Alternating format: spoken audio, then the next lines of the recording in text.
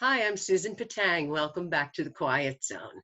Today we're going to talk about 5 ways to handle a difficult boss. And we've all been there, we've all had one sometime in our life where there's this boss that no matter what we do, we can't please them. They're constantly criticizing, they're angry or they're intense. And it just makes our work lives a hassle. So let's just dig right into it. And here are some strategies that will help you deal with your difficult boss.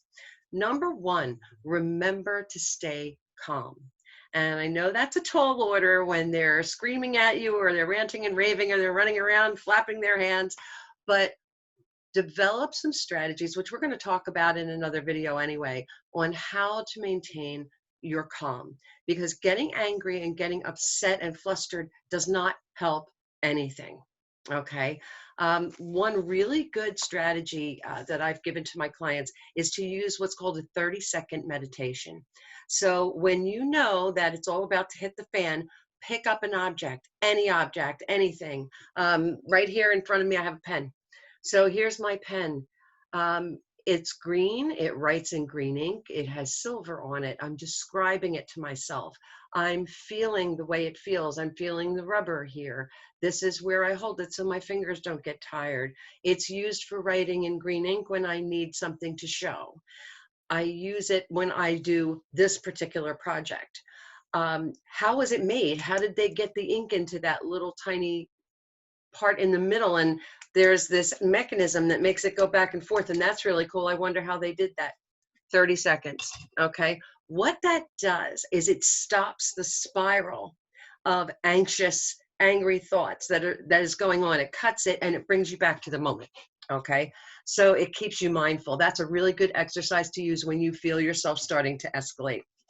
And as you practice doing that, you'll be able to kind of do it, on the fly. So that'll be helpful in dealing with your boss. Second way to deal with a difficult boss, and that is to use what's called reflective listening. Okay. Reflective listening statements are those that say things like, it sounds like you want, or I'm hearing that, or it seems like, and you can use those statements to reflect back to the boss exactly what you think he's asking for and to clarify. Because a lot of times a difficult boss is one that doesn't communicate well. So in order to keep mistakes from happening and errors from being made and to be crystal clear, clarify often and use reflective listening. Okay. The third trick to handling a difficult boss is to ask questions and call out the elephants that are not in the room. Okay. So, for example, he wants you to do a report. Okay. And he wants this in the report. And you know that that's going to take longer than the time allotted. So you can say, okay, I'm not clear on when exactly this is going to be due because this information is going to take me a while to get because the banks are closed or whatever. You can say things like, would you fill me in on what exactly you're looking for? So you're saying, I'm not clear on, could you fill me in on? Okay, so that you are asking for help. Here's an elephant in the room for you. A lot of times difficult bosses have big egos. Okay, so what you're doing is not only are you getting your clarification, but you're also stroking that ego, and sometimes that just goes a long way towards smoothing things over, doesn't it? The fourth strategy for handling a difficult boss is to put yourself in their shoes for a minute. Okay. So yes, what you see is the jerk behind the chair who yells and screams, but you don't know if she had a fight with her husband this morning, or if he had a car accident, or if their bosses are coming down on them, which is now rolling downhill onto you, and they're under pressure, so they're putting you under pressure. Okay. It a lot of times, if we put ourselves in somebody else's shoes, it doesn't justify their behavior. However, what it does is it creates a sense of compassion within us so that we can say, oh, wow, you know what? No wonder they're so upset. No wonder they're so angry. Let me see if I can solve this problem. And here, notice again, is that solution-oriented mentality, which is step number 5.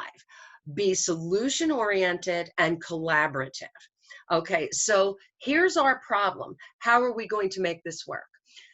Here's our problem. There's a report that you want to have done by this time, but the banks are closed. Is there another way we can get that information that you can think of? Okay, so what you're doing is you are showing that you're just focused on doing the best thing for the group. Okay, I am a team player. I am solution oriented. I'm looking to solve the problem. Okay, and number two, you're encouraging full disclosure by doing this. So when you are talking to him about why you need certain information, the light bulb may go on and say, oh, well, I didn't think I had to tell her about that, but maybe I do. Okay, and again, this can help eliminate errors. Okay, it can help eliminate time wasting. So these strategies are not only great ways for you psychologically to deal with a difficult boss, but they're also going to help you in your workplace with efficiency and time management. Because when things are clear and concise and you're being solution oriented and you know what it is specifically that you need to do, it makes things go just that much easier and faster, doesn't it? So if you liked what you've heard here today, this is just a tip of the iceberg when it comes to dealing with difficult people and conflict. You can use some of these same techniques to deal with your annoying mother-in-law or your nosy Aunt Rosie, or when you have fights with your partner. These skills are the same that you would use to deal with your boss. And if you thought this was interesting, you can learn a lot more from my super lesson session that's called How to Handle Conflicts Without Stress and Anxiety. It is a 45-minute one-on-one session with me. Before the session, you will get a video lesson and written supporting materials for only $97. And in 45 minutes, I will show you how to not only handle your difficult boss, but to diffuse criticism, to handle your nosy Aunt Rosie, to diffuse your mother-in-law, and how not to fight over with your spouse over who does the dishes this time. So go to my website, www.thequietzonecoaching.com, and you'll see it right there on the banner. You can click on it and order it right away. I look forward to speaking with you. Talk to you soon.